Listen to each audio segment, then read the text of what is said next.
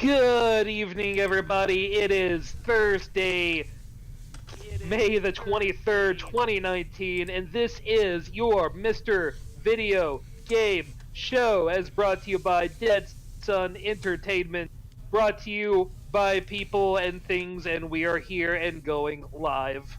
Yay! Hooray!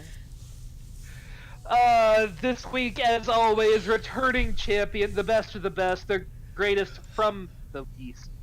It doesn't rhyme. Anyway, it is Joan, aka Lady Goggles. Don't take my heart away, otherwise I'm gonna call you a phantom thief.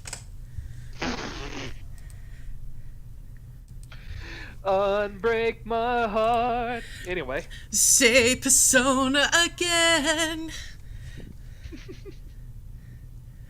Of course, as always, the apple of my, the loveliest man on the Dead Sun Entertainment podcast. It is Brian, aka Wonder Boy. I got so much lovely in me that it is oozing out of my pores right now. And it's totally not the sweat from this stupid sun that will not stop shining in my fucking... I'm getting a sunburn in my office. How does that fucking happen? Are you wearing sunscreen? No, because I shouldn't have to, because I'm fucking in my office.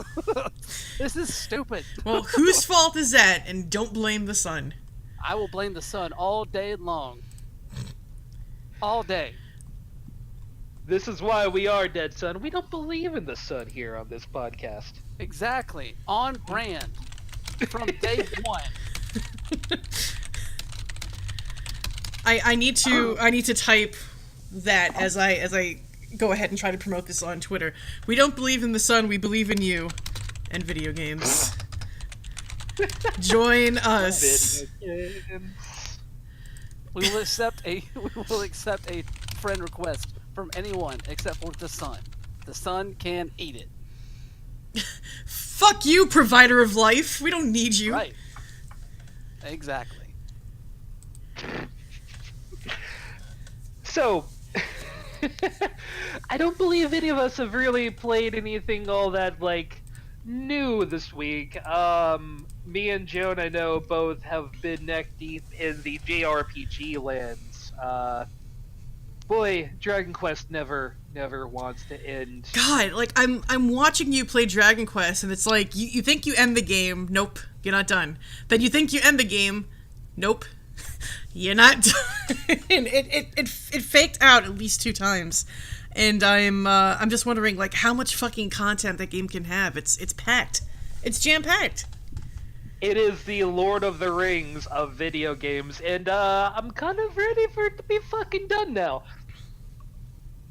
I remember when I was a kid, and I was like, man, I wish video games were longer. I really want to get all my money out of it, and, just spend all my time. Now it's like, once it's after 15 hours, God, why is this game still going? I want to do something else. But it's interesting having that perspective now, right? Because as a kid, you were you just wanted the experience to keep going. When I was younger, I remember playing Final Fantasy VIII, and that was a pretty long title, and thinking, God, because at the time my mom bought us the game, and it was like, wow, Mom, spent this money, and we're gonna be playing this game forever, and it's gonna be great. Now I'm like, can I just get me to the plot and go? Come on. I don't have time for this. I got shit to do. That's how priorities change as we get older, apparently. Gotta be an adult. Fucking gross.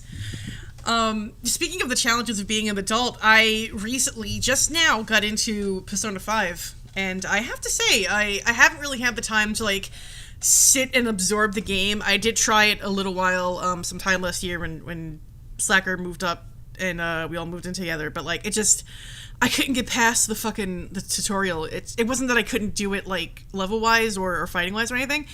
It was just boring as shit. It didn't draw me in like Persona 3 and Persona 4 did. But I gave it another go last night. I wound up playing until 6 in the morning, so that should tell you something about how I view the game now. Once you get past the beginning aspects of it and all the plot exposition setup, it really gets you going. It's such a long burn just to get to that point that I wouldn't be surprised if somebody told me yeah, I didn't make it past the beginning. I just couldn't get into it. Um, I consider myself to be pretty patient when it comes to RPGs. I've been playing them like forever, but man, I wasn't having it until I think the 2 hour mark or something. And even then, it was because I was finally able to control my character as opposed to just going along with the plot and the calendar aspects of it. But that being said, I'm really enjoying it. I haven't really had the chance just to kind of sit and do like a deep dive into a JRPG in a while, so I will have more thoughts as I play. But so far, enjoyable. Just like I said at the beginning, man. Oof. See, you and I seem to play the JRPG. Like, I kind of want to be railroaded a little bit, right? Like, once a game like branch out, I'm like, this is way too much going on. I don't want all of this. Just give me more plot, and then dumb me in and give me some challenging battles. And there was too much talky feel good stuff in that game for me. Which I don't mind necessarily, but, you know, let me control my character for a bit. That's like, I compare the pacing of the Persona games to the pacing of, like, the PlayStation 2 era Final Fantasy games. Like, even Final Fantasy X, as linear as that game is until pretty much the end game, I still felt like I had some control of my character, like I can immediately move them and have some impact on the environment and the world. You really don't get that with Persona 5 until, like I said, 2.5 hours in, where you're just kind of following the prompts until you have to do it. And I think that's the big difference between Square Enix and Atlus. Atlus really drives home that sort of railroady aspect, while Square was like, we might make you linear, but you could still like run around and do different side quests and whatever, more or less from the get-go. So it's a little frustrating dealing with modern Atlus, but that being said, like, this is still, aside from that, been a good experience. Right on. How about you, Brian? Anything going on in your world? So, I haven't had a lot of time to play a lot of stuff this week, but I did get the chance to dive back into a game that I talked about last week, Virgo versus the Zodiac. This time last week, I had only really jumped in for maybe 10 to 15 minutes of the demo that was released on itch.io, and I went back for a few hours today actually, and played through some more of the demo. And yeah, that game is cute and it is fun. It also probably is a bit more nefarious than it lets on. In some points. Basically, it is very much tailored after a JRPG, though it is made by an American studio, if I'm not mistaken. But you take the role of Virgo in this universe where all of the zodiac signs are embodied as young females, and you are you start off on the demo like basically crashing Capricorn's castle on Saturn. And like Virgo's whole thing is that like she's the sister of Gemini, and she is trying to eliminate all of the heretics and return the universe to the golden age that it was in. And her first step in that plan is to go and defeat Capricorn. So it's just, I don't know, it's interesting. Some of the elements of the game that I talked about last week are definitely present there.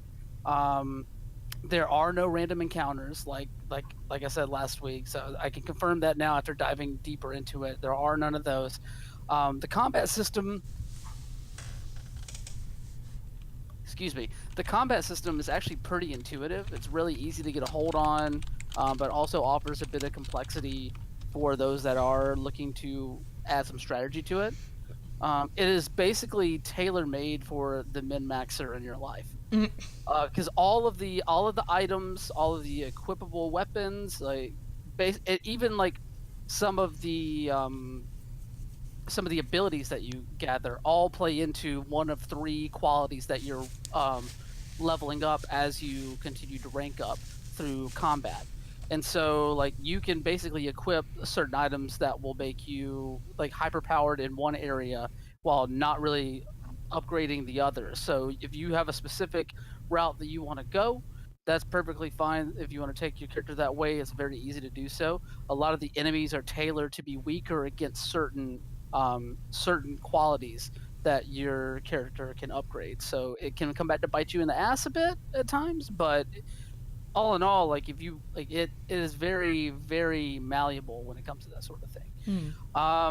The demo is up on itch.io for free right now, although you can donate to the developers when you download it. And I'm not sure when the full game is going to be released just yet. I don't have the information in front of me.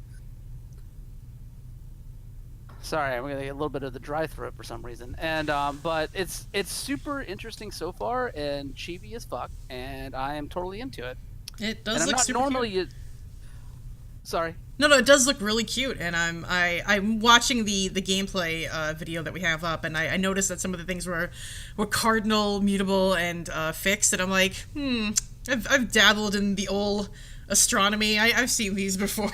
It is all tailored after that. The red pillars, like they're basically daily. They're like those red pillars give you horoscopes that actually explain the mechanics and how those different things interlock in a lot of ways. Also, like those horoscopes that they deliver remind me a lot of the bisexual status Twitter account that I follow. That is super dumb but great in its quips. There was one more thing I was going to say. Oh, I will say this. It's awfully weird whenever you defeat an enemy and then it tells you that the heretic has been defeated. It calls all of the enemies heretics.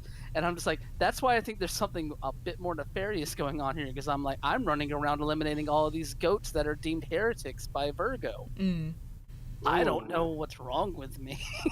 So interesting. I'm curious to see where the story goes. It seems like it's got something up its sleeve, I think. But Okay. Sounds like an interesting game at the least. You know, it's maybe not my aesthetic, but I could definitely see having a time with it. Alright, do we want to go ahead and jump into our main story of the week? Sure thing. Merp. Why not? Coming to us from Variety and Brian Crescent. Now, there is quite a lot to dive into here as far as the ESA as it goes. Now, it's a governing body that their biggest draw is primarily E3, which has been having some hurdles of its own lately, but as well, multiple people, most notably Mike Gallagher, have left the company as of the last year, which leaves a whole lot of holes within the organization and only a few years to really fill in the gaps. Since their contract with where E3 is hosted each year is set to expire in 2023. Which sounds like a while, but ain't that long. Especially for such a big trade show like E3. I mean, you need to have plans for that going in sometimes years ahead of time. Like your big conventions, the same thing too, like your Dragon Cons, your Otacons, things like that. You need to have solid plans in order to make sure that everything goes smoothly. It's worth noting that the ESA, the Entertainment Software Association, is a self-regulatory service for the video game industry, and I am very much usually against self-regulatory services in the industry because more often than not they do more harm than good. But for a while the ESA was doing well. Again, they were in charge of E3. And this is a really great article that dives into how the leadership has either been quitting, they've been fired, there has been a lot of mismanagement just all the way down the board. It's been a hot mess for the ESA. Brian, do you want to? It should also be noted that the ESA is also the main lobbying body of the video game industry. Yeah. And while that industry is very widespread with your various independent developers alongside the AAA publishers and developers, the ESA normally likes to protect the AAA division. Yeah. They have spoken out, not necessarily against unionization when it comes to independent developers and also AAA developers, their employees both promoting those ideals, but they definitely are not on the side of it. That being said, this is super surprising in some ways, but also not at all in a lot of other ways. I mean, I know they just recently named a new CEO, if I'm not mistaken. I believe so. And so like seeing that, like that kind of speaks to the turnover that's going on there. I was not aware of this mass exodus of higher ups within it. Yeah, apparently it's been going on, what, 6 months? Yeah, it's been for a while. Speaking to E3 specifically, though, if they don't have a new deal for leasing the LA Convention Center, with only 3 years out really left on it, that is a huge warning sign. Yeah. Because if they are not able to work out a deal that is affordable for them with all of these larger companies pulling out and not paying those booth fees, then I think we all remember what happened to E3 whenever it left LA for that brief period. Oh yeah, that was bad. They had the 1 year in Atlanta that was like really weird. And then there was the Santa Monica year where everything was toned down and shrunken down and like was completely underwhelming. But you know, I don't know. This really calls into question, like for real. Like we've been talking for years about the growing irrelevance of E3 as a pulpit for companies to speak to the public. You know, it's still a very viable commercial trade show in a lot of ways. A lot of business deals still happen there, but in terms of speaking to the public, that idea or that representation of what E3 is really fallen back, especially now that you have, you know, EA pulling out a couple years ago to run EA Play, basically next door to E3. Sony's pulling out this year. THQ Nordic didn't go last year. You know, like there's multiple companies are pulling out of this, and as well as a lot of these major companies, especially the console makers, the rise of their own personal presentations, whether it's through the Tree Houses or the Nintendo Directs or State of Play or Inside Xbox. They all are starting to diversify and find other ways that they can speak to the public where they don't have to go through the ESA's channels anymore. Right. So if that, like, as that continues to happen and grow, you know, really the writing is almost on the wall when it comes to E3. I mean, there will probably always be a place for a commercial trade show. I don't know if we're going to have one that is what we believe E3 to be. Especially if they don't get that lease. If they don't get a new lease at the LA Convention Center, then they're going to be very hard pressed to find another environment to hold that event, and it's going to take a huge hit on their reputation as well. Oh yeah.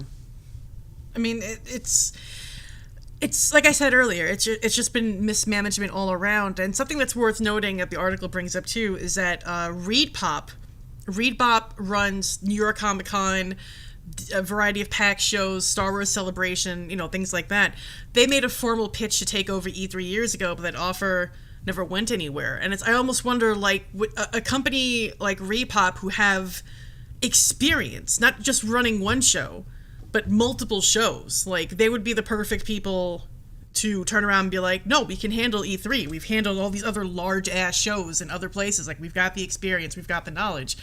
So it's curious that didn't go through, and I almost wonder, like, if it would have been a little different if that deal had happened. Well, the thing with ReedPop is that a lot of the events that they run, like PAX, EGX, like all the ones you named, those are much more fan-facing events than what E3 ever imagined it could be. So, yes, if E3 was trying to go, like, gung-ho, you know, a few years ago whenever they opened it up to the public, if they really wanted to go gung-ho with, like, we are going to make this a more fan-facing experience as opposed to what it has been for the past 25 years, then yeah, that's perfectly fine to bring ReedPop in and let them have some influence over the show. But ReedPop would not be the company I would necessarily go to them for advice. I wouldn't put all the eggs in their basket for running a show that is mainly focused on business. That being said, PAX is awesome. I love PAX, love EGX, all that good stuff. But it's just a different mindset when it comes to E3. No, and I definitely recognize that it's different, but I'm more talking the experience of, we know how to work with hotels, we know how to work with conference centers, we know how to get all of the resources that we need to do this. And I feel like it wouldn't be a tremendously huge fundamental shift to go keeping the same fan focus shows and keeping the that focus on those other shows, and then going, okay, we have all of this knowledge, all this experience, all these event and planning stuff. Now take some of these employees who were working on E3 before, put them in and go, okay, here are your resources. You guys can still run the more business-ended aspect where you still have to do the trade deals and have people come in for meetings, etc., but make it like on a little bit of a larger scale that it incorporates everything. I know that I said, I think last podcast or the podcast earlier, that I feel that when they opened up to the public, like E3 kind of lost a lot of that luster for me, but I think if it had like some combination, if that makes sense, of all of this knowledge with the staff that could possibly be there, I think it would have worked.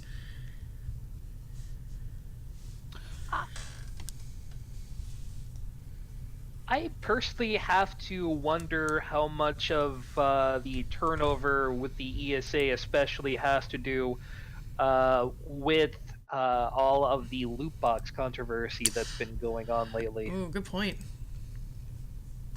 Yeah, I mean, it's a hard to defend thing, and it's only going to get harder as the days and weeks and years go by. Mm-hmm. So, how long is this really going to last?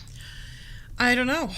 And again, the article goes on to say that the annual trade show is recognized as being a big part of the industry, but observers say it is also a show that needs significant rework, but no one seems to know how to fix it. And that's something else too, like, again, with the proliferation of the internet and how easy it is for Nintendo to, slap together a direct and do what they have to do on that end, or even Sony to put together their state of play, etc. Like, it's how much more relevant, aside from like the backdoor meetings and stuff that Brian brought up, is E3 to the trade. Can it still be relevant? I think there's a place for it, but I think they really need to get their shit together. Otherwise, it's just going to be something that we remember in the next couple of years. But like, oh yeah, remember E3? And we used to do this thing every year with E3. I mean, we're at least still going to do E3 this year, I know, but... Yeah, we are. Man, I don't know. And definitely this year, nothing about it says to me, hey, this is dying. Yeah. I guess part of it for me, like, not to veer too far off into a tangent, because I know we have other stuff we want to get to, but I'm kind of tired of the spectacle. Like, gaming is such a consumer identity, and I guess, and I say this as I'm wearing a shirt that says Nintendo of New York on it, so I realize the irony here, but like, nice. Gaming has become, well, it always was, right? It's such a commercialized identity, and it seems like that's all it is. It's just a way to spend more money and spend more money and spend more money. And I know, that's part of the hobby. It's part of any hobby, but it's become like such this, I don't know the word that I'm looking for here. I don't like referring to myself as a gamer anymore. I don't like referring to myself as somebody who consumes games, not just because of the cultural shit around it and all like the harassment and shitty representation and stuff, but just the fact that it's so driven by capitalism, and it really, I'm just tired of the spectacle of it, of like every year going in and getting hyped up for these games, and most of the games turn out to be shit or underwhelming and continually falling for the hype cycle. Like, does that make sense? Like, I guess there's a point where I've gotten so saturated with it that it doesn't bring me the same joy anymore, which is the joy of consumption. Like, am I talking on my ass? Does that...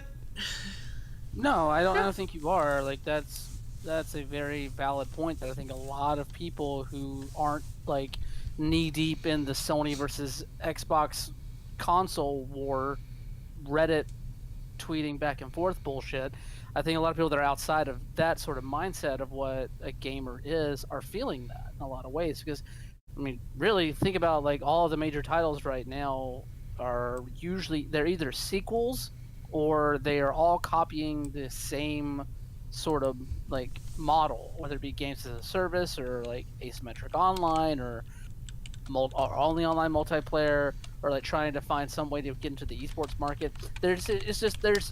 It's some of the creation from major developers and major publishers has definitely kind of dwindled in the past few years. We've gotten glimpses of hope, like with God of War last year, even though that was a sequel too. But you know, that was at least like something artistic that was of merit. It wasn't just like them shelling out a second Mirror's Edge because everybody said we should have another Mirror's Edge. Yeah, or even this year with Plague Tale, like that was an original IP and it's wonderful. But yeah, how many, you know, like that's Plague Tale by itself, but like how many Plague Tales are we getting in an average decade? There's no sense of risk in the AAA market. That that magic is going to have to come from the independent scene now, as it has been for the past decade almost. So that's just where we're at right now. Like until until that culture changes, like that's basically how it's going to stay. Unfortunately, from the way things look. All right, let's get into our next item. Speaking about the death of the relevance of E3, it's been interesting that Sony has been putting out little bits of information on the PS5 as time goes by without having to rely on any major, you know, they're not looking to E3 or Tokyo Game Show, in order to show off what they're doing.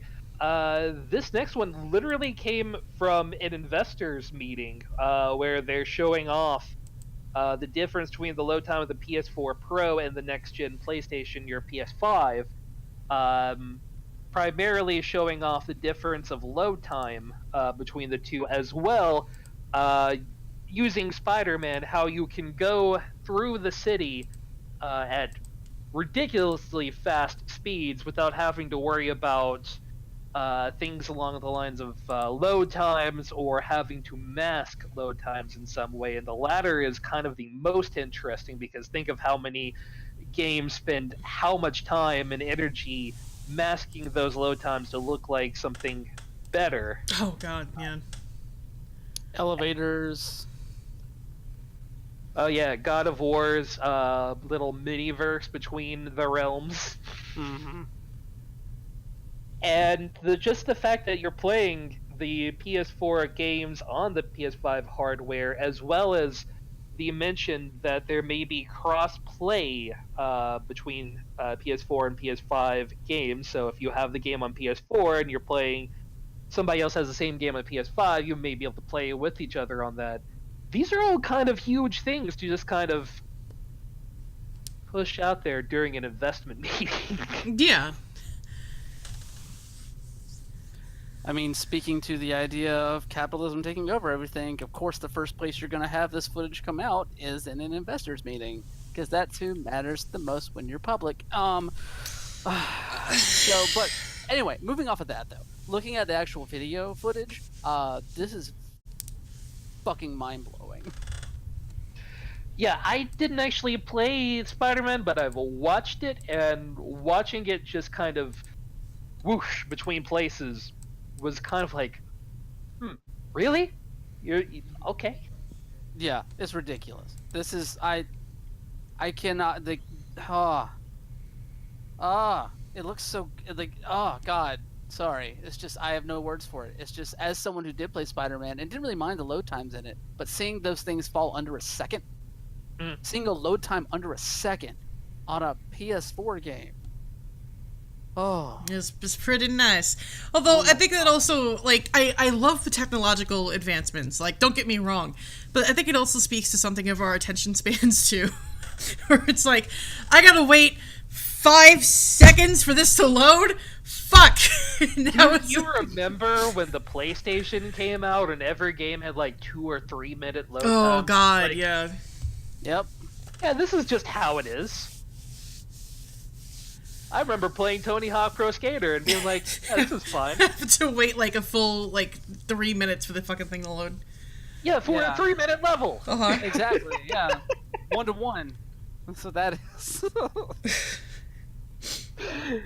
And now I can't wait a fucking second for the entire city of New York to load in. Jesus I know, right? fucking Christ. The fuck's the matter with you?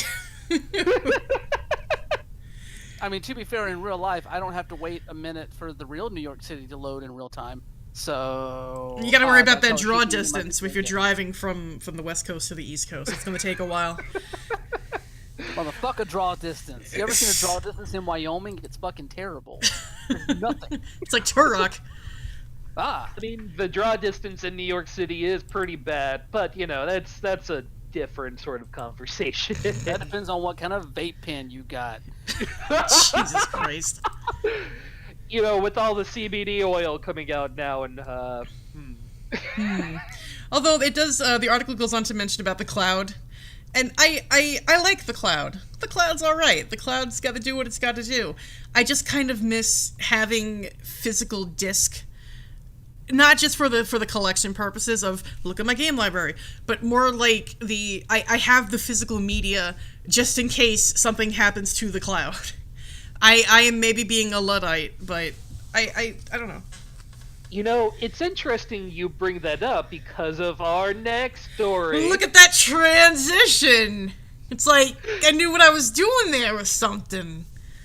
Yeah, it's almost like you set me up for this. Hey! Hey! Anyway, Ouya's online store is just about to die. They've set an end date for the end of June of this year. Buyouts, Forge TV, Mad Cats, etc.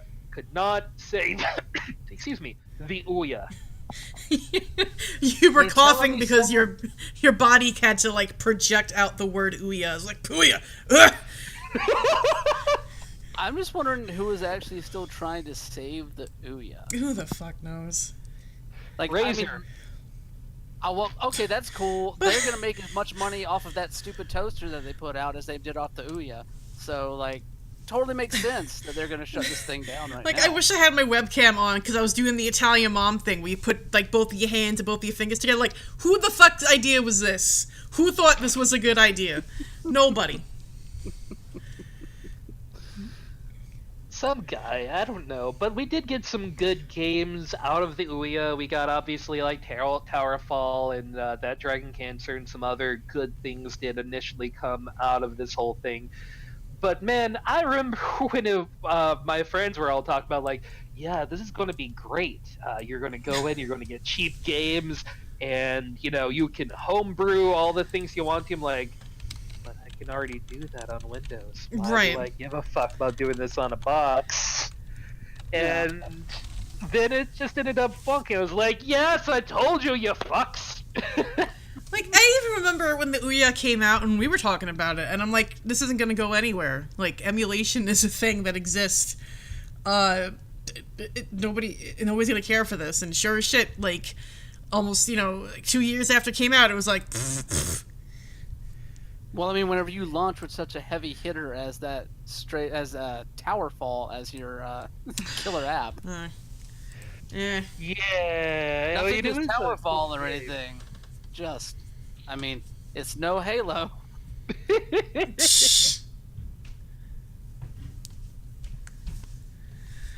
Goodbye, yeah. Ouya.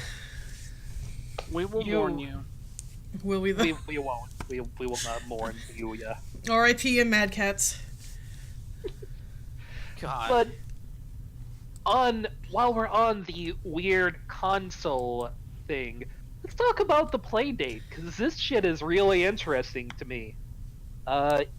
So, for those not aware of the Playdate, it's basically a Game Boy Mini-sized portable console with a black and white LCD screen with no backlighting that's primarily controlled through a crank. That crank is not for power, that crank is a controller. Okay. I didn't realize everybody wanted the Game Boy back, but I guess some of us do. It's being published by Panic, a company that mostly has made software so far. It did publish Firewatch. And there's a lot of interesting people on board to make games for this. You've got Bennett Foddy, you've got the people behind Crows, etc. And the idea is that every week for 12 weeks, a new game will appear on the playdate, and it's got a little blinky button on the bottom left that whenever a new game appears, you'll suddenly see the blinky and like, oh, hey, it's time to play a new game. And if the first season goes well, there may be multiple seasons. Yeah, don't bury the lead there either. Katamari Damacy creator Kiyota Takahashi is also on board. To Good point, as here. well as Bennett Foddy for that matter. Yeah, they actually announced Takahashi's game. It's called Crankin's Time Travel Adventure. Ooh. No one knows what the fuck it is, so I'll read the description here real quick. From the Sure. article. This game uses the crank exclusively to control the flow of time, backwards and forwards. Your goal? Get Crankin to his date with Crankette while avoiding an ever-increasing series of ridiculous obstacles. Obstacles that aren't affected by the time control. Will Crankin make it to his rendezvous on time? Spoiler alert, no. I mean, I think this wouldn't be something that I think you could get, like, parents could get for kids, because they'd be like, what is this? But I think this is a curious little experiment, just to try different things, to get new ideas and like games out there. I don't know. I don't know if I'd buy it, but it definitely looks interesting. Oh, I am 200% buying this little weird novelty bullshit. But then again, you know me. I love weird novelty bullshit. This is true. My bread and butter. This is true. This is a person who like 20 feet away from where I'm sitting has a game, not a Game Boy, a Virtual Boy just chilling out on the bookshelf. I will say this: the fact that you make that statement, though, is very ironic considering our previous story. Yeah, that's fair. I mean, but this at least, like, I don't get the impression that the people who are behind this are doing this to turn a quick buck, kind of like Razor's doing. Like, I feel like this is more of an experiment, because this isn't really something, like I said, that you can sell to kids. You know, you're not gonna get a lot of kids asking their parents, "Oh, mom, can you get me a play date?" Like, you know, like they're gonna be like, "What?" Like, it's I think this is something that's going to be a fun curiosity for people who are into the hobby. You know, I don't know if it's going to go anywhere. Maybe it'll take off. What the hell do I know? I mean, I'm not marketing. I mean, it could just fucking explode, but it just seems like a fun little, hey, this is an alternative thing you could do and just kill some time and have some fun and get off the computer or whatever. I don't know. Yeah, this is not a mass appeal sort of thing like they were going for when they developed the Ouya. This is definitely you're a weird hobbyist that likes weird shit. You want to try this weird shit? Yeah. Like, I could see Ashens picking this up. And, I think it is. Yeah. Sorry, go ahead. No, go ahead. I didn't mean to interrupt you. No, it's all right. No, go ahead. We're just gonna keep playing musical chairs. All right. Yeah. No, speaking of, like, just, hey, here's some weird shit. The Panic is based in Portland, where I live. So we are the kings of, hey, you want some weird shit? Here you go. So it's very on point for that. I will say this Playdate's Twitter account did, just in the last 15 minutes, release this little update after the first 24 hours of the news cycle of the announcement. According to their tweet, 70,000 people, more than 70,000 people, have already signed up on the wait list for this thing. Okay, all right. And also, apparently, thousands of devs have messaged them interested about the platform. So I can dig it. Like, yeah, there's definitely some interest here. I will say $149 is a little steep. Yeah. Oh yeah, no lie. But you know, like, it's an interesting little doohickey, and I don't know. I'm curious. Like, I could see this going for, like, $75 max. Maybe $100, but even that would be pushing it. I wouldn't pay $150 for this. Like, I really have to see what kind of software comes out for it. Yeah, and I think the main selling point is the fact that all of that, the first 12 games are going to be coming for free. So, like, you buy the console, you get 12 games right there. So, Yeah, so I mean, I get that also. It does make it a bit more cost effective when you look at it that way. But yeah, I mean, there's still time. It's not coming out until 2020. Yeah. So I guess we'll see what happens. Yeah, Exactly. and you've got some heavy hitter developers, lined up for this. I mean, Crows is better things to do with their time. So I have to imagine that they're getting, a decent amount back for this. So for the idea that I'm getting 10 games and an interesting idea, kind of fine with it. Yeah. I mean, like I said, I'm not gonna, take the piss at anybody who buys this. At first, I was like, what? Now I'm like, alright, whatever. All right, but speaking about interesting ideas, we've got the GOG Galaxy 2.0 coming out. The beta is coming up soon, and the idea is that regardless of your Steams or your Epics, it's one platform to unite everything. Jesus. sounds like a task. Yeah. I like how it looks like Discord. Very, very nice little thing going on over here. I mean, and I could see the appeal because goddamn, there's just so many launchers. But I mean, that's a whole lot of UI that you're working with. That's a lot of programming you're working with, trying to make sure everything is cross compatible. And I don't know. But then it's like, do I want to download another launcher to manage all of my launchers? Like, wasn't that an April Fool's thing that somebody did this year? Do you remember back in the day when there was AIM and ICQ and MSN all vying, and then platforms like Trilby would come out? And Yeah, Trillion and Trillion, that's it, yeah. Trilby. There was lady. Tip. There was God, there was one with a penguin, and then one that was like a pigeon, and it was all it put all of your instant media PM things here, and it was. I guess that does go right back to it, doesn't it? Yeah, I mean, I definitely see the use for this as well. If you want to talk about a company that's actually been looking at what the users want, you're really talking about GOG. Steam and Epic have some issues, and we're going to get into them. Sure am. But, man, GOG has just been... If you want to be a pro-consumer, hey, this is what's good for you person, use GOG. Otherwise, whatever you say, I'm just kind of you're looking at Epic or Steam or the Microsoft Store or Origin. Will it import my itch games? Okay, baby. I need to know if it will download, if it will host my itch games. Oh or not. God, I don't know. Probably That's not. a deal breaker. That's a deal hell of breaker. a question. Does itch.io have a launcher? Yes, it does. Oh, I have jeez. it downloaded. I appreciate the splash here, actually, just looking at this, Bloodstain, Gwent, Slay the Spire, they know who they're talking. Yeah.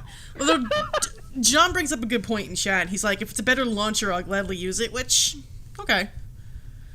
If it does everything smoothly and I don't have to wait for the fucking Bethesda thing to load up so I can play something, then yeah, that'd be great. Can I launch Overwatch on it? Ooh, good question. You probably need to use a Probably Twitch app not. for that, yeah. Good old BattleNet, going right back. All right. But this is available. I'll go ahead and I'll throw that, if you're currently watching live, into chat there if you want to check it out. If you're listening to us, the address is gogalaxy.com. So it's Go Galaxy, but it's Go Galaxy. Go and check it out. Yeah, I'm curious about this beta. I might sign up for this beta just to root around in there and see what's up. Speaking of the problem of the game stores, Epic, again, why do I have to keep talking about you? I want to like you, Epic. I really want to like you. And then, now, after a recent sell where everything was $10 off, despite the fact they didn't fucking tell the developers who were doing it, now, if you bought too many games at once because they don't have a fucking cart, they banned some people because they were worried about fraud. Like, we're talking about capitalism, right? This is Epic Games like, no, we are no longer capitalist. You cannot buy too much from us, we're worried. How do you make a fucking mistake like this? Even under the auspices of saying, we're doing it for fraud protection. Like, especially if you're doing a big fucking sale.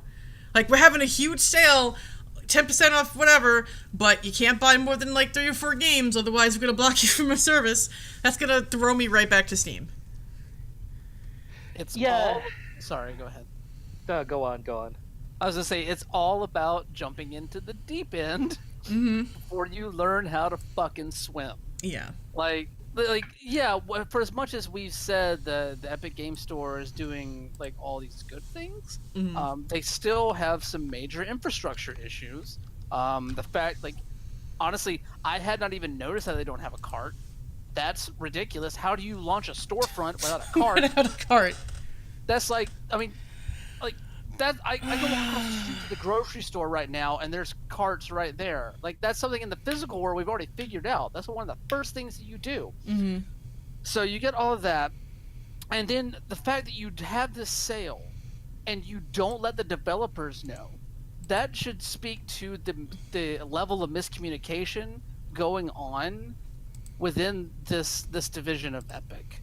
Like, that points to the exact same sort of disconnect that would lead people to do something like this while not understanding that the infrastructure isn't there yet. It's ridiculous. The crazy thing about all this is now Borderlands 3 and Oxygen Not Included have been temporarily pulled from the Epic Store until some things can be worked out as well. Supergiant, developer of Hades, was already planning to increase the cost of their game while it was in development from $20 to $25, but then they increased it in the middle of the sale because they weren't aware. So the sale was showing as $15 with a $10 discount, despite the fact it was $20 a few days before. Yeah, nice. Awesome. And I for those of you who are currently watching, I've got the Epic Games Store roadmap, which is on Trello, up on the screen at the moment. They've got the shopping cart long term, 6 months or more. But before that, we have such things as store search and search by genre and tag, player playtime tracking. Did you link that? Cloud saves.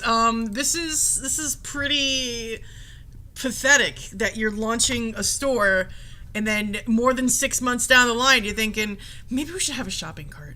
That might be a good idea. Like, what the fuck are you doing? And okay, here's all the stuff for near terms. We're talking within 1 to 3 months. Cloud saves, add-on purchase checks, store video hosting, search by genre and tag, store page redesign, improved patch sizes, Humble Bundle integration. Humble Bundle integration comes before adding a shopping cart. Whew! Well, I guess Humble Bundle has a shopping cart, so I mean, you can at least order from them. Fuck me. This is, like... You want to talk about mismanagement? Is the ESA doing this too? Oh, and I hate it. I want to love the Epic Game Store so much because there's a lot of nice ideas baked into. Sure. But damn. But they also gave me Slime Rancher for free, and that's a pretty fucking good game. And Oxen free. Yeah. Yes. I also love that they actually classify the shopping cart underneath their color coding thing here as player quality of life and not core platform. You don't need a shopping cart. Achievements are core platform. A shopping cart's not. Let's see what else. Additional currencies, mod support for games, the Epic Games overlay, news feed.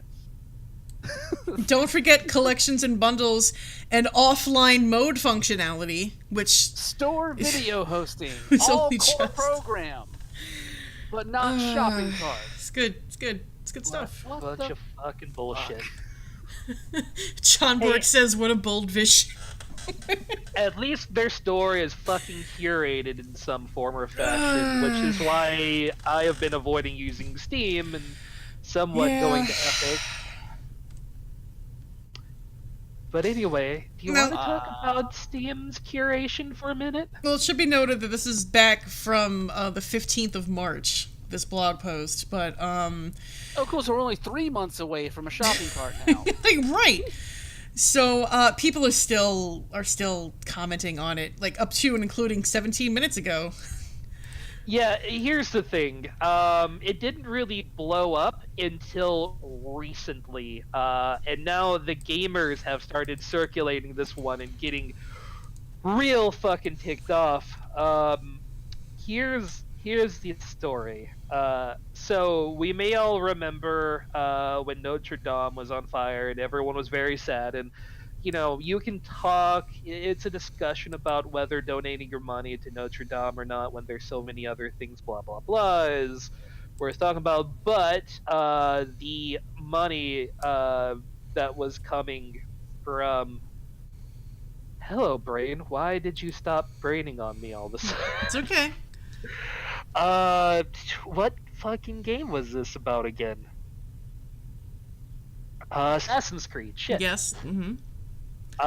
So there was a positive review bomb for Assassin's Creed of people who were actually going in, playing the game, and reviewing the game, were leaving positive rankings on the game.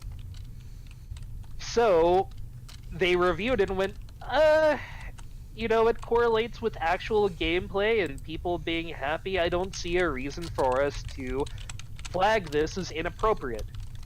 But the gamers in the last week have decided that this is utter fucking nonsense and have started spamming the page with comments that this is entitlement and that they are throwing their asses at the AAA industry to be nice, and that this is some sort of dual, like, this is playing nice to somebody while other people are not doing well, and it's ridiculous. How do you complain about money given to charity and people playing a game and saying the game they're playing is good, and then saying this is a bad thing?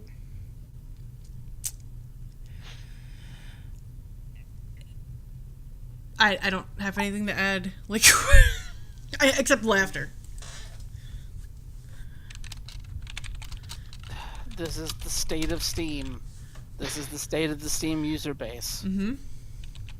Like, you Again, know, for all the complaints that we made about, like, not being associated with the term gamer, like, this is one of the reasons why, at least personally. Yeah. Yeah, like some of these responses, a pity that Valve has included actual anti-consumer practice as part of off-topic.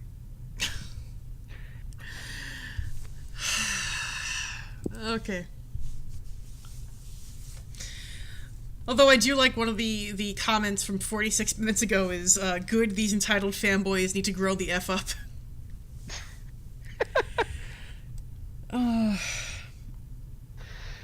Not hard to see your true intentions here after not removing positive review bombs. The review system can no longer be trusted and therefore it's useless. Yeah.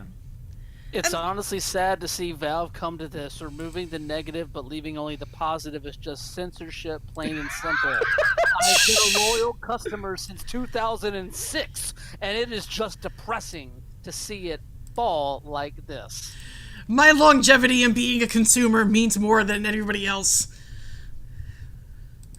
Oh my god, the gamers are so mad. Gamers rise up. They can't review bomb a game, so they have to suddenly go after a game that did something positive and people fucking played and call it censorship. My First Amendment rights have been removed. Ah! Shout out to Ghost of Bukowski, who is actually calling on Steam users to contact the FTC and file a complaint against Valve. Literally, with a form letter in the Steam in the comments on this post. I am writing to inform you that Valve Corporation are censoring user reviews in violation of the Consumer Review Fairness Act. You know, I know he's a pretty good read, but God, he'd want to be such an asshole. It's the reason why he's a fucking ghost. I don't know. I don't know if Charles Bukowski is still alive or not. I assume he's dead. I don't know. Write that many books about alcoholism, like, you're gonna be there. Also from our good boy Ghost of Bukowski, hashtag boycott Steam, hashtag boycott Epic, hashtag support GOG. Okay, baby. Oh. I need to find his history of comments. Do we want to push on and continue with the short Valve news that we got? Yeah. He review bombed Dota. Well, Sorry, I just found that. I just had to do it. it's Dota. I mean, come on. He review bombed Dota 2 to complain about Valve, not even Dota, just Valve. Anyway, sorry, I'm not. That's too much of a rabbit hole to go down right now. That'll be my personal time for Brian. All right. Oh, bless the gamers. So Valve is also putting in their. Did you know Valve makes video games? I think you're full of shit.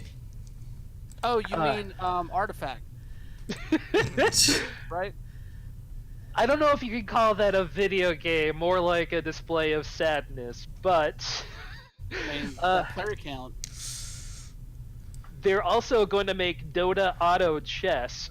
Meanwhile, the company that actually made it, Drodo, is apparently also developing Dota Auto Chess. It was a mod originally for Dota 2 that both companies are apparently making into a version of the game now.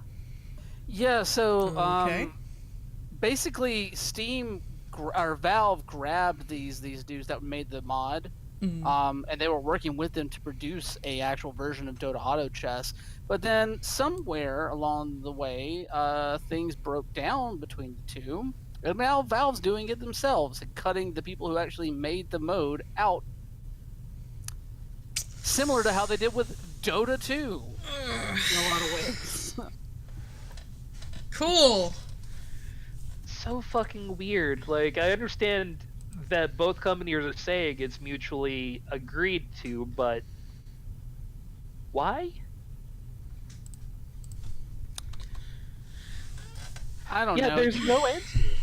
Now, you would think that Valve might have learned their lesson with trying to make Dota 2 offshoots with Artifact, you know. But I mean, I will say this: Auto Chess mode is very popular among Dota 2 players.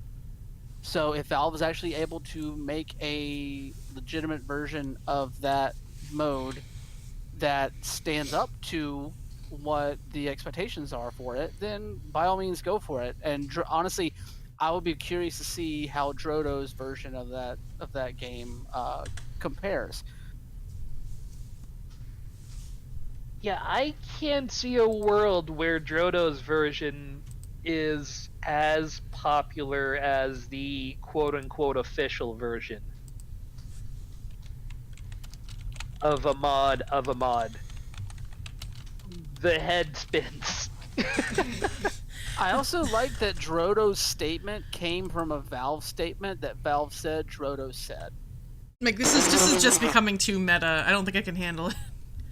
We appreciate the great encouragement, support, and help that Valve offered on Dota Auto Chess and Drodo's standalone game. Valve has been a great company who gave birth to the Steam platform and open community like Workshop, enabling millions of players to display their talents. Being a fan of Dota 2, we have great confidence in Valve's new game and expect the next world-class game. In the meantime, with Valve's support, Drodo will continue updating the Dota Auto Chess mod and attempt to design new modes and adaptations in our standalone game. Like, this is just like, it sounds like it went through the Valve editor. Like, it went through the Valve. Like, yo, let's get the actual like verbatim description and have of what Steam is. Like, no one calls it the Steam platform. That's the dead giveaway here. Yeah. No one calls it the. I get that you might have something lost in translation since Drodo is a Chinese company, Sure. but I'm sorry. Steam platform? Not even Valve calls it the Steam platform. Especially if you capitalize the P on platform. Like, Yeah. Come on. Come on. All right, and our last story of the evening coming from BusinessInsider.com, and this one has done the fucking rounds. Which, if I'm one of the people that are interested in an esports story, Yeah. this has really gone some places. So, uh, esports gamer Tfue, who has been making just fucking gobs of money, was signed to FaZe Clan, and is now suing them over just a really oppressive contract. There's parts of the contract that today leaked online that aren't a part of this initial story, that kind of verifies some parts of this. That FaZe Clan wrote in the contract that they are allowed to retain 80% of revenue generated from sponsored videos. What? Yo. Yeah, that if he ever quits, he cannot do gaming content for 6 months. Oh my god. And there was money owed back to him. Now, FaZe Clan's response was fucking weird as shit to me. Their response was, well, I'm so blindsided for this. We act like a family here. And I know this is in his contract from when he originally signed. We had been trying to renegotiate a new contract with him, and each contract stage failed to produce a new contract that he would agree upon. But we weren't taking money from him. The 2 times we took some money for sponsorship deals, we set up for him. And Tfue has been saying that the companies made him go out and do some, or encouraged him to go out and do some reckless things, which they've been saying, well, you were doing reckless shit before you came to us. You have videos of yourself doing jumping off cliffs and hardcore drinking. What do you mean that we made you do this? It's fucking weird. Can we get... I'm sorry, real quick. And Go for it. I just want to say, can we stop referring to businesses as we're a family? No, you're fucking No, you're not. You're a family business. doesn't eat each other like that. Oh, not normal God ones. damn. And it's a couple of things kind of jump out to me. One, if you're telling a gamer, content creator, influencer, whatever phrase you want to use, that they can't produce content for 6 months, you're essentially killing their career. And FaZe Clan knows this. They're not fucking idiots. You're basically saying, say goodbye to your career and everything you've built up, because there's no way you can retain that kind of audience. He's, I think, 3rd in Twitch. He's right behind Ninja and Shroud. So it's what's he gonna do? And second of all, doesn't this remind you of a company called Machinima and the shit that they used to pull for YouTube? Yeah. It's the same shit over and over again. It's people trying to just do their own thing and make money, and more power to them. But it's the Machinima shit all over again, and we're just starting to see it, and it should have been something this is something that should have been addressed as streaming, as gaming content creation, etc. was coming up, to prevent shit like this from happening. And I mean, a lot of it is lack of collectivization.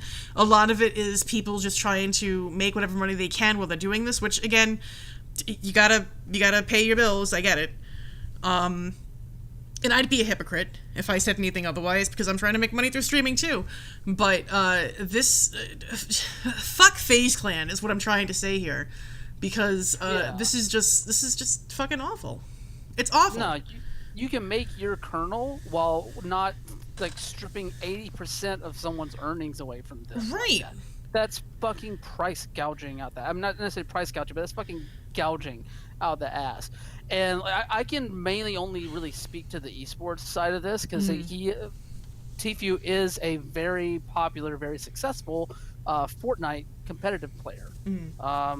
And honestly, seeing the details of this contract play out, it's sadly unsurprising in the esports world, because it is very, very similar to how a lot of other contracts are structured. It might not be the same percentages that we're seeing here, but a lot of the same language about like having control over video content, over streaming content, over likenesses and all this other stuff. I know. I know when I looked into the Overwatch League a lot last year, and there was a lot of talk about a renewed effort to unionize the players and form a players association similar to you have in all of the major traditional sports. That movement hasn't necessarily picked up as much steam as a lot of people expected it to after the first season ended. But a lot of those contracts that those players sign in the Overwatch League carry some of the same language that is in this. You know, a lot of teams produce their own online reality series, and players really have no control over how they're depicted in those. Oh yeah, I mean, we've talked in the past. I've mentioned certainly about the ways in which editors either do or are instructed to by producers and directors to edit things in such a way that it seems like somebody's saying or doing something when they're really not. It's super easy to Kushlov effect that kind of thing together. So when you have no say in how you're being represented in a company that clearly doesn't have your interests in heart, you're gonna get fucked. And it sounds like this dude is getting fucked. Can I say that, like, when I first saw this article, I thought I must be reading some bullshit article, because I couldn't write better. The name of the owner of the company is Banks FaZe. Yep. FaZe That makes Clan. sense. Yeah. Who names their children the most pro-capitalist name? Sorry, go ahead. He probably changed it. Oh yeah, I'm sure. But like, why would you name yourself Banks? The other part of this article is YouTubers reacting, which I don't give a flying fuck about what YouTubers think. Like, especially considering that this guy is primarily on Twitch. Like, John Borg brought up a really good point. The article says, you know, a top Fortnite player who won more than $500,000 is suing his team over a, quote, oppressive contract. Here's why other YouTubers are taking notice. I don't care about other YouTubers. Well, they are talking about Ninja and Dr. Disrespect, who are... That's they're not really YouTubers though. They're people on Twitch. Like, I can see like Dr. Disrespect and Shroud and Ninja and all them like commenting on it or saying, hey, you know, here's our experiences with contracts, blah blah blah. But like, they mentioned Keemstar at one point, and I'm like, I don't give a fuck about what Keemstar has to say. Like, who cares? Like, this has nothing to do with the story. A lot of people do, though. Influencers, you know. Man, and this is part and partial where, like, I have such an internal debate with myself about being a streamer or about wanting to create YouTube stuff, because, like, I'm not gonna lie to you, of course I want to be able to make some sort of money off this, the way I can, like, live comfortably and to do what I love as opposed to finding a job that I hate and just doing it for the bills. But, like, at what point do you have to sit back and think to yourself, what the fuck am I doing? And I say that laughingly, but there's no humor in it. It's just...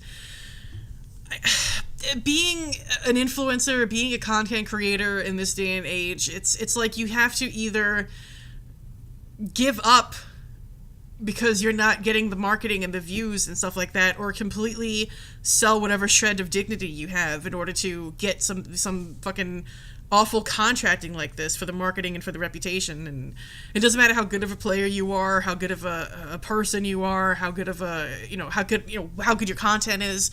It's all about bullshit like this, and it's so disheartening, man. Merchandising. Here's the reason why we should care about what these other YouTubers are saying.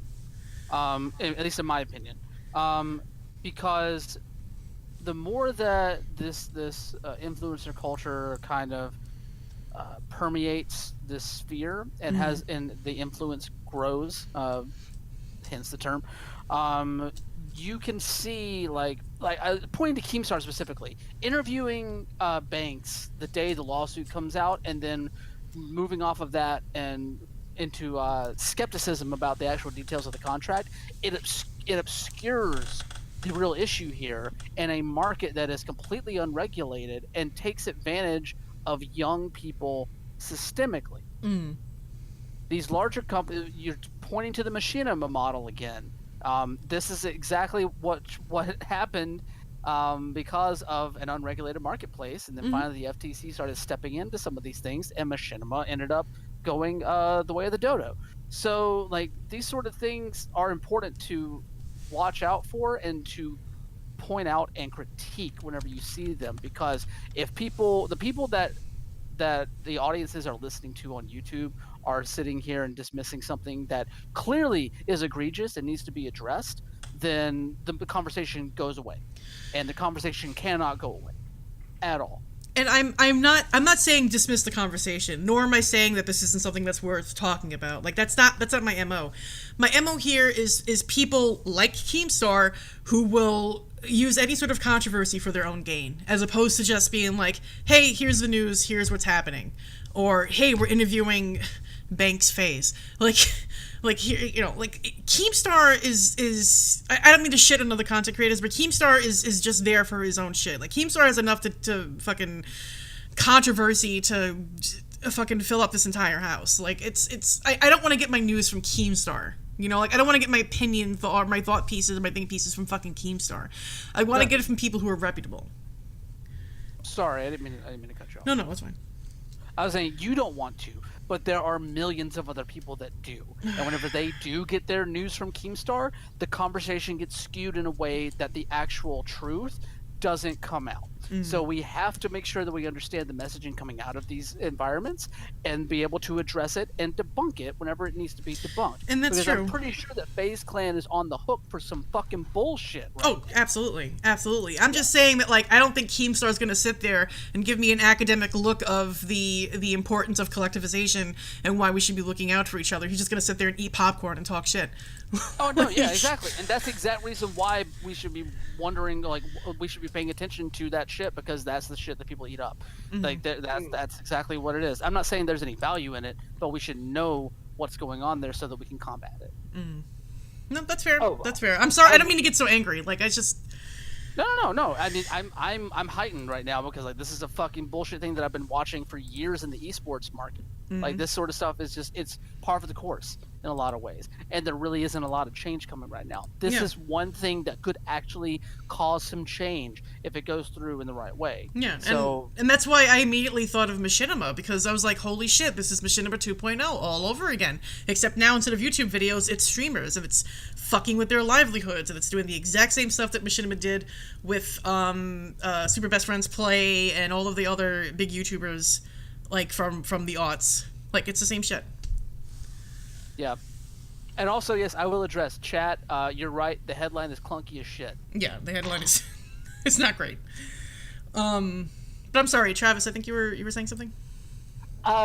Nah, actually, you know, that fucking covers everything. As much as we would love to not talk about what the influencers have to say, I can't say that without the Jim Sterling voice. You know, what they say really does affect the dialogue. You know, what, as little as we may want to hear it, what Joe Rogan has to say affects the dialogue. And it does. And I don't mean to be a hypocrite, because I also realize that, like, in a way, we are trying to be influencers. It just, I don't know, man. It just, when I see something that comes from a place of somebody being disingenuous, it pisses me off. Like, I'm not saying that people aren't perfect or people can't make mistakes, but when it's the same disingenuous shit again and again and again, it's like, I can't trust this source. What the fuck is wrong with you? Welcome to the industry. No shit. All right. But that does cover all of our stories for Mr. Video Games for this evening. Except, of course, Mr. Video Games itself. This is something I think we could all end on a high note. Yeah. So, of course, Mr. Video Games, at the end of every week, we talk about somebody who has done something that is just so very video games, whether it's good, bad, for evil, for sin, it doesn't matter. This is what we find embodies video games this week, and our Mr. Video Games of Thursday, May the 23rd, 2019 is... Surmer. Yeah. Yeah. basically what he has done is he is on VR chat hosting sermons for people who are unable to go to church, which gives us some of the most unique visuals out there, like baptizing anime waifus in virtual water while the actual physical players behind the avatar are crying. For obviously good reason. This is a spiritual fulfillment moment for their lives. But there are hot dogs in the bleachers clapping, and it is the most unique visual that you're going to get out of VR chat, and it's actually kind of cool that this exists. I believe this is exactly what I imagined the world would be the first time I saw Johnny Mnemonic. It's so fucking cute though, in like the most interesting, bizarre way, and it's really cool to me that he's going out there and giving people what they actually, people who are for various reasons not able to attend but want to be able to, and I would love to see more religions being represented in such a strange fear, and it reminds me so much of how people were using Second Life to do things along this line. I was just gonna mention Second Life too. Yeah, because I believe people did the same thing at points with Second Life, and good for them. Fuck it. I will say this, this is very adorable and very heartwarming. Because there are real issues with accessibility to whenever you are an actual practicing Christian and that sort of thing. At the same time, though, this is how fucking cults start. Exact way the fucking online cults start. I'm just gonna put that out there. I'm not saying that the dude has any malice behind what he's doing. I'm not saying anything like that. I'm just saying, I've seen this movie. I mean, yeah, I mean, I'm not trying to take away anything from what happened here. It's just an observation I had. That's just where my mind goes. I'm just like, it's interesting. Yeah, it's not hard to see a way that this could be corrupted. Right now, it's very pure and very cute and very. I appreciate that his sermons, from what I've seen, seem to be very inclusive. Good. Yeah, which is great. But man, you're not wrong that it would be so very easy for this to be perverted into weird like a ways. cult of personality kind of thing. I mean, it's there is definitely that worry there, but I mean, I've been on and off Second Life for a decade, and you see this kind of stuff all the time, and it's like, on one hand, I definitely worry about the potential for that sort of thing, and on the other hand, I grew up reading Snow Crash. So seeing this sort of thing being actualized in reality, I know people will kind of scoff at it and laugh at it, but it does serve a purpose for people who don't have community in the real world, or aren't physically or mentally able to go outside and to do things like this. So I mean, I see the potential in it for good. It doesn't have to be Judeo-Christian. It could be whatever religion. In Second Life, there would be little Wiccan or pagan or witch lands where you can walk around and read stuff, and your character could light candles and pray and shit. And it was just this cool way of having community when you may not be in a position to do that. So I try to go in with altruistic intent. I mean, of course, there's a possibility for abuse, but I think this is just kind of it's kind of sweet. It's just, this guy's just there and he's baptizing Winnie the Pooh and anime waifu. Just go for it. No, I completely agree. This is adorable to watch. Yeah, it's almost a heartwarming video, but they're especially as somebody who grew up in the church, it feels really weird, but also this is also kind of great, but really weird, but great. I would have so fucking loved to have had this as an awkward 12-year-old that had difficulties actually getting to church without having somebody drive me there. So, yeah. I have trouble really saying anything negative here, other than Please don't go the wrong direction. I mean, it's a little bit weird to say what the wrong direction is now, because now I have friends who are literal Satanists. I'm like, yeah, you guys are actually very much right. Thank you for doing your job. I think don't harm or exploit people is the best phrase for that, because you can believe in whatever you want to believe as long as you don't harm or exploit people. Nazis notwithstanding, because they want to harm and exploit everybody. But like if you're doing something like this on Second Life, if it's still around, or in VR chat, or wherever the fuck, just don't harm or exploit people. Simple commandment. I think that's relatively easy to follow. Does Second Life still exist? I'm pretty sure. I'm pretty sure. Like, there's still enough of a base. There has to be. Now I'm gonna have a bunch of typing in the audio version of this, but I remember the day of people becoming literal millionaires out of living bucks. Yeah, no, it's still up. Good for it. I should log into my account and see what changes there are. God, I used to use this thing all the time. It's actually how I got into DJing. That's a story for another day. But that basically does it for us for this evening's podcast. Brian, you got any final words for us to say this evening? Well, speaking of people who might use their clout or their organization to put out some dumb bullshit that harms people, I wrote an article over on Outsports about Chick-fil-A. So if anybody wants to go read about Chick-fil-A and anti-LGBTQ stuff, go right ahead. Also, I believe tomorrow I'm going to have an article going up about the first trans woman pro wrestler signed to a major American promotion, Nyla Rose. That should go up tomorrow.